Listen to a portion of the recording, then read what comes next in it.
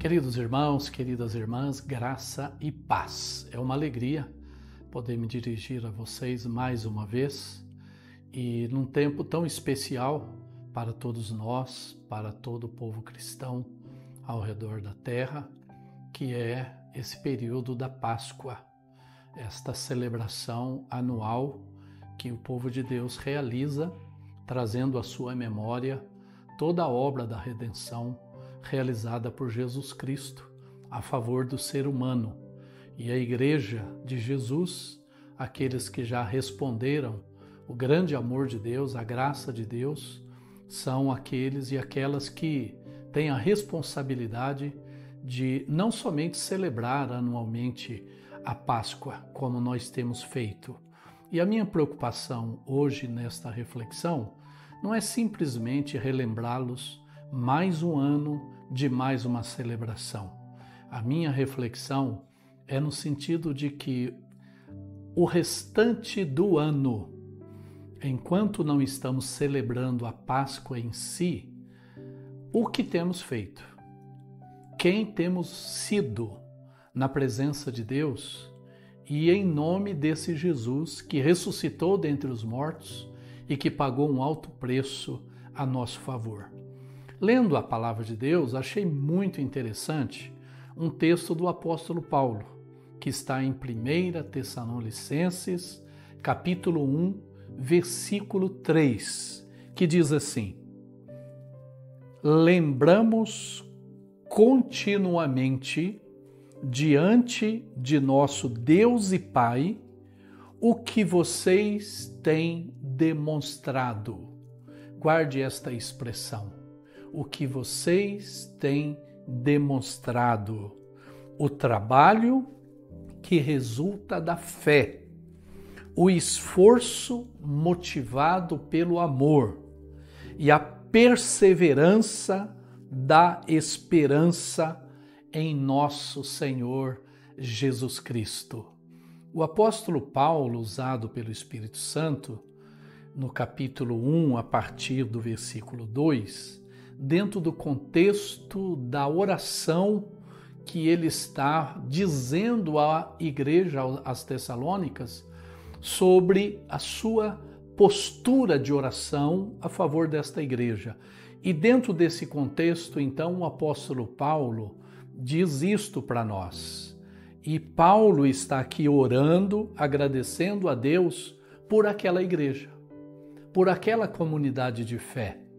E Paulo, ele percebe estes valores, e o versículo 3 fala desses três pilares, desses três valores, princípios essenciais da vida cristã, que deve percorrer a vida cristã de cada um de nós o tempo todo, em todas as circunstâncias e em todo o tempo.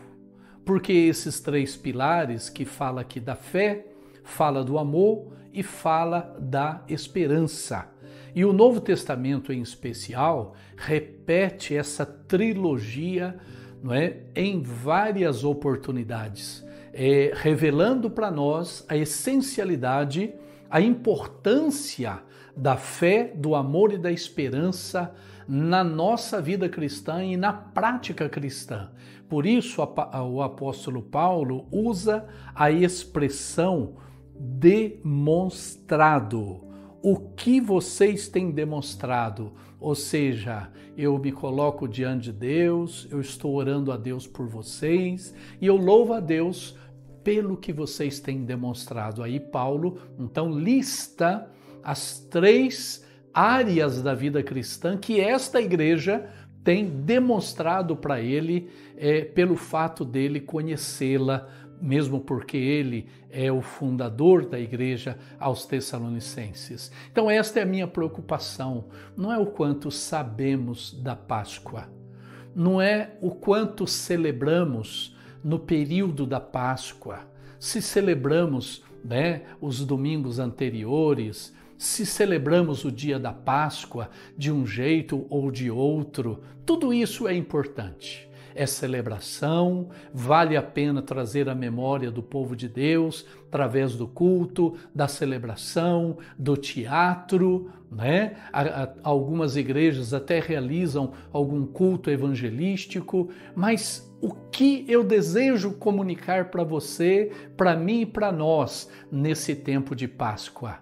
O que temos demonstrado no nosso dia a dia como igreja, como discípulos e discípulas desse Jesus que pagou o alto preço por cada um de nós, desse Jesus que sofreu, que foi crucificado, que foi humilhado até as últimas consequências, que foi sepultado, mas que gloriosamente e poderosamente ressuscitou ao terceiro dia, dizendo para a humanidade que a morte foi vencida, o pecado foi derrotado, o inimigo foi destruído e ele que ressuscitou traz junto da ressurreição exatamente a esperança de uma vida eterna e de uma vida com Jesus. Por isso eu quero deixar estas 3 palavras com cada um de nós, onde o apóstolo Paulo trabalha aqui em relação à igreja aos tempos. Primeiro, trabalho. O que temos demonstrado? Nós temos demonstrado muito trabalho como consequência, como resultado da nossa fé. Você sabe que a genuína fé cristã gera ação. E quando Paulo fala desta igreja, está dizendo que essa igreja é uma igreja que trabalha. E uma igreja que trabalha é uma igreja que trabalha para Jesus o tempo todo. É uma igreja que discipula, é uma igreja que evangeliza, é uma igreja que faz o bem às pessoas, é uma igreja que transmite no seu dia a dia a graça de Deus, que transmite o amor de Deus, que fala do poder de Deus para as pessoas, uma igreja que está trabalhando como resultado da fé. E uma igreja que tem uma fé viva é uma igreja que age, não é uma igreja que fica parada. Não é uma igreja que fica assistindo o culto todo domingo só. Não, é uma igreja que faz do seu estilo de vida oportunidade para testemunhar da graça, para exatamente dizer para as pessoas: o meu Redentor vive, o meu Jesus ressuscitou, Ele está vivo no meu coração e Ele pode estar vivo no seu, Ele me deu vida nova e Ele pode dar vida nova para você também. Trabalho como resultado da fé. Cristo vive. E o Espírito Santo, ele foi enviado para a igreja, para mim, para você, para que o Espírito nos ajudasse, nos fortalecesse, nos animasse, nos encorajasse e nos enchesse de poder, de autoridade, de graça, para que nós pudéssemos estar trabalhando. A ociosidade espiritual, ministerial, espiritual mata a igreja, neutraliza o testemunho da igreja e priva o ser humano de conhecer o Cristo vivo que você reconhece, que você experimentou, resultado da Páscoa, resultado da obra que Jesus fez por sua vida. O segundo ensino que o apóstolo Paulo traz para nós, que nós temos que demonstrar no nosso dia a dia, antes, durante e depois da celebração da Páscoa, é o esforço como resultado do amor. A palavra de Deus diz em João 3,16 que Deus amou o mundo de tal maneira que deu o seu Filho unigênito para todo aquele que nele crê, não pereça, mas tenha vida eterna. Entendemos pela palavra de Deus que Deus, ele não mede esforços para liberar sobre o ser humano o seu projeto de salvação, para manifestar ao ser humano o caminho da vida eterna. E para isso, o esforço de Deus foi tão grande a nosso favor que ele olhou para o seu único filho e diz: filho, só tem você. Você é meu filho amado em quem me comprazo, mas é você mesmo que eu vou enviar para pagar um preço muito alto para redimir esse povo, essa multidão que está aí em pecado. Deus se esforçou, Ele fez o melhor a nosso favor. E Paulo está dizendo para a igreja em Tessalonicenses: eu louvo ao meu Deus e Pai, porque vocês têm se esforçado. E sabe por que a igreja se esforça no cumprimento do propósito de Deus? Porque essa igreja ama a Deus sobre todas as coisas e reconhece o grande amor de Deus por sua vida. Queridos irmãos e irmãs, quando nós reconhecemos o grande amor de Deus por nós, nós nos esforçamos para a santidade, nos esforçamos para viver em oração, nos esforçamos para viver a palavra, nos esforçamos para abençoar o próximo, nos esforçamos para obedecê-lo, nos esforçamos por quê?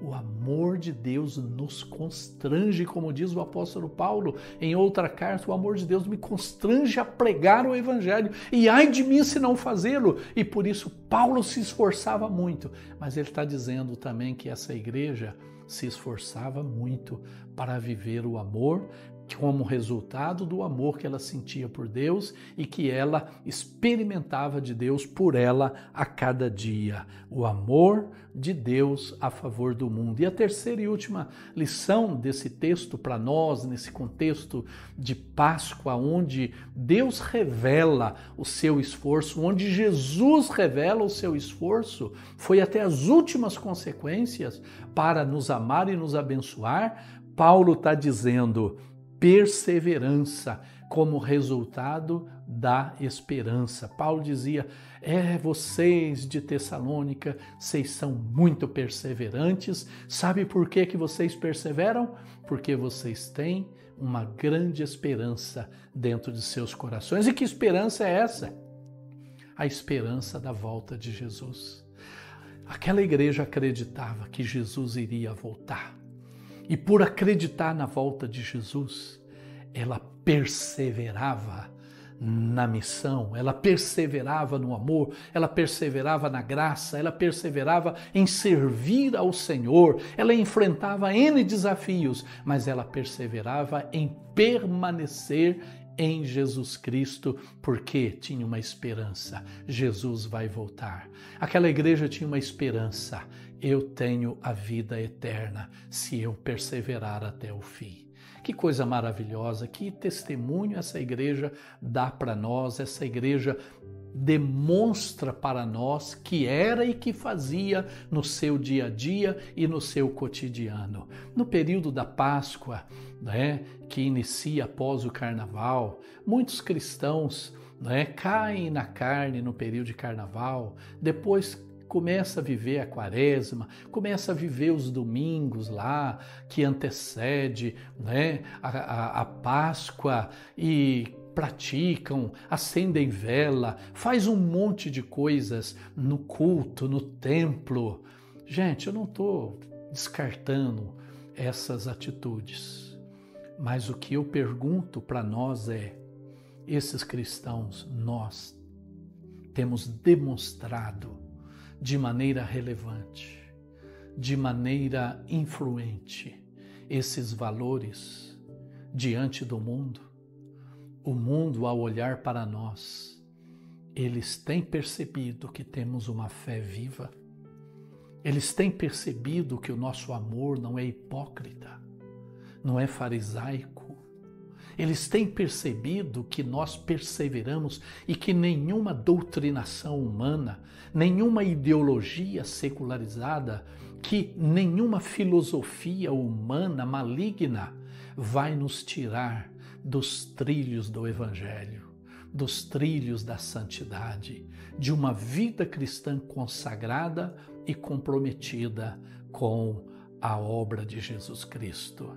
Por isso, meu irmão, minha irmã, querida igreja, quero deixar essa reflexão para nós, para mim, para você, para todos os discípulos e discípulas, para que nos esforcemos, para que sejamos perseverantes e para que trabalhemos cada vez mais em prol da obra de Deus, do reino de Deus, da missão de Deus, e que a gente demonstre isso através do amor.